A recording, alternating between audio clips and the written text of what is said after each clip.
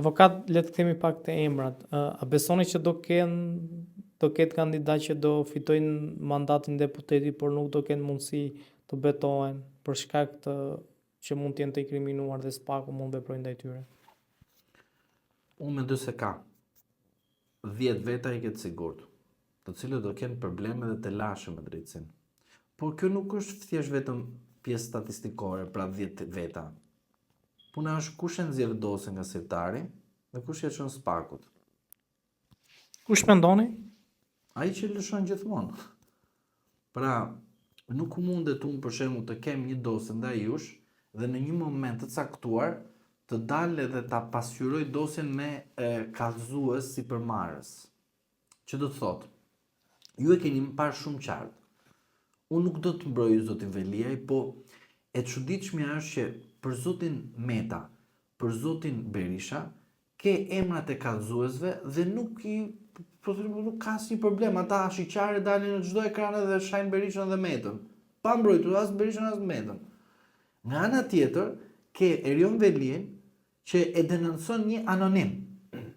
Për mua, nga ana ligjore nuk është anonim, personi është i qartë, dihet kush është, pra është një bashkëpunëtor me drejtësinë. Por quhet anonim për shkak se ka kërkuar unë të jap faktet, po ju më lutem më mbroni sepse mua këta do më pushkatojnë. Që do të thotë, kemi 2 raste.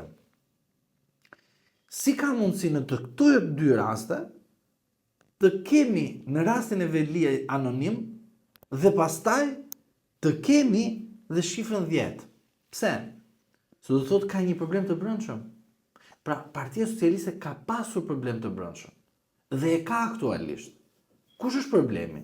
Problemi është shitblerja, një, dhe pushteti i cili mbulon gropat e emocionale, tradhtis, të gjitha ato gropa të cilët bëjnë që ajo parti ka problem të brendshëm. Pavarësisht se ka leadershipin. A do të arrestojnë njerëz? Duhet arrestohen, por në rast se ka prova. Dhe masat e sigurisë në vendin ton janë të keq kuptuara. Jo se vetëm ne si qytetarë kemi problem, po edhe politika jone ka problem, sepse ajo asnjëherë nuk ka menduar që do të vijë edhe momenti vet që do përballet. Dhe prandaj jemi në këto kushte që jemi sot. Por unë jam i bindur që të konkludojmë që po, është e vërtet, do kemi 10. Nuk të them vetëm nga pjesa e qeverisë, po do jenë në total 10. A do të jetë në mas sigurie, arrest në shtëpi, arrest në burg? Unë mendoj se në disa raste mund të jetë edhe detyrim paraqitje. Por do të bëhet gjëja më e madhe, mendoj, që do të bëhet pa ardhur zgjedhje të majit, të 11 majit. Pse e them këtë? Jemi drejt zgjedhjeve. Dhe çdo kaos që kanë hapur zoti Rama dhe zoti Berisha, është e qartë që ajo është mbuluar pas zgjedhjeve, se ka pas një marrëveshje. Në rast se Spaku nuk shkon brenda 10 majit, jo në 11 maj, brenda 10 majit, të bëj arrestimet, të mbaroj kjo procedurë arrestimesh. Atëre, pas zgjedhjeve, Berisha dhe Rama do jenë shumë të mbrojtur. Thjesht po të jap një statistikë të vogël.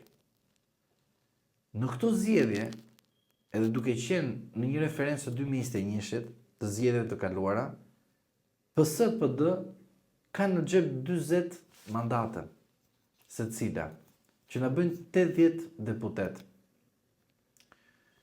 Pluset të tjerë që do jenë nga lista e hapur. Se normalisht çdo parti kandidon 46 të sigurt. Nuk i marr referencë ata. Ose bëjmë 45 e zgjidhni vetë çfarë numër dalë. Në çdo moment të dy bashk mblidhen pas zgjedhjeve, hapin parlamentin dhe bën ndryshime radikale sepse kanë mbaruar punët me zgjedhjet. Sepse parlamenti i ri do dalë në 2000, pra do dalë në shtator të 2025-s.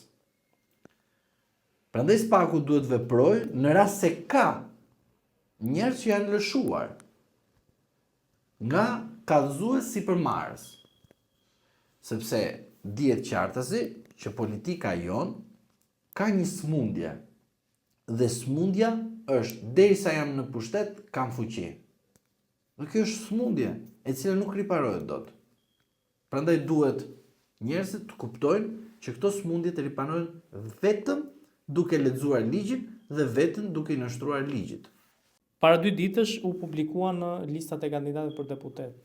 Si e keni parë këto lista dhe mendoni që do ketë kandidat ose ka kandidat që janë subjekti i spakut në të ardhmen, bazuar në të dhënat që kemi tani?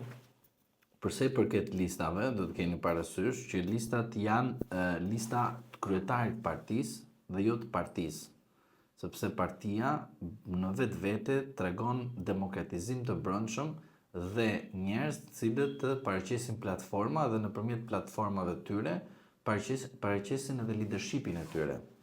Tani të shkojmë tek listat e Partisë Socialiste dhe Partisë Demokratike, se këto dy parti do të jenë subjektet kryesore.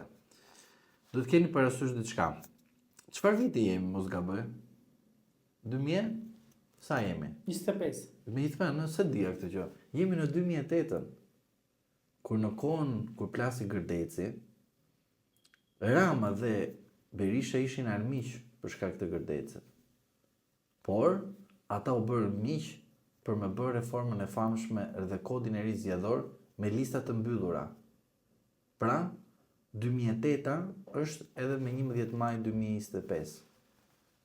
Kush e kupton mirë dhe qartë, dihet që listat e mbyllura apo në tërësi listat janë po ato të 2008-ës. Në lojë për këto lista janë vetëm 40 mandate. A ka individ të cilët do të jenë subjekt hetimi, a do të vetohen apo jo në shtator, është diçka tjetër që mund ta diskutojmë në vijim. Por në këto zgjedhje, në këto lista kanë qenë vetëm lista kryetarit partisë dhe jo lista qytetarë. Cila nga listat e partive ka pasur më shumë probleme ose ka më shumë probleme? Pra, PD-ja që futi, po themi, personat, figurat e vjetra në listë sigurt, apo Rama që futi figurat politike të vjetra në listë të hapur? Së pari duhet të keni parasysh PD-ja në listën e mbyllur. Aty tek lista e mbyllur e Tiranës do të shikoni kandidatin potencial ose kandidaten potenciale për kryetar Partisë Demokratike apo kryetar Partisë Demokratike. Por, paralelisht, dhe lista e mbyllur në Shkodër të Partisë Demokratike ke kandidatin apo kandidaten, që dalim pak të njerëzit të fillojnë të gërmojnë pak, për kryetar Partisë Demokratike. Në listën e hapur të Tiranës, në Partitë Demokratike, keni kandidatin potencial ose kandidaten potenciale për kryetar Bashkia e Tiranës. Pse them këtë? Edhe sikur zoti Veliaj të dalë nga burgu, mandati i tij në 2027 mbaron, edhe nuk ka më të drejtë të rikandidojë. Që do të thotë hapet gara, do të thotë që do të kenë konkurenca të reja dhe figura të reja në Bashkinë e Tiranës. Pra nga ana e PD-s Tirana, i bie që në listën e hapur, ata nuk është se po kandidojnë të gjithë për deputet. Njëri prej tyre që do kandidojë për deputet në listën e hapur, patjetër do të kandidojnë në zgjedhjet e ardhshme të Bashkisë së Tiranës. Ato të parakohshme ose ato të vitit 2027 mbetet për të parë. Partia Socialiste në Tiranë, në listën e mbyllur, ka vendosur qokat e kryetarit, njerëz që kryetari i mban edhe pastaj i lëshon. Lista e hapur e Partisë Socialiste është mix, që do thotë janë figurat e vjetra të Partisë Socialiste, janë figurat e 2013-ës të ashtu quajtur rilindje, dhe është dhe një pjesë e grupit të Veliajt që është vendosur sa për sy e faqe që shiko unë nuk t'i hoqa të gjithë, përveç se të hoqa edhe ty, po t'i vendosa edhe këta në listë që të dhjap mesazh tek shok tan amerikan të fondacioni Soros, që shiko unë e mbrojta njeriu ton, por ai bëri diçka ose bëri gabime të mëdha, të cilët justifikojnë të ardhmen, se zoti Rama ditë justifikoi, që unë bëra përpjekjet e mia, thjesht ishte vetë ai që bëri gabimet fatale që u bleks me drejtësinë shqiptare.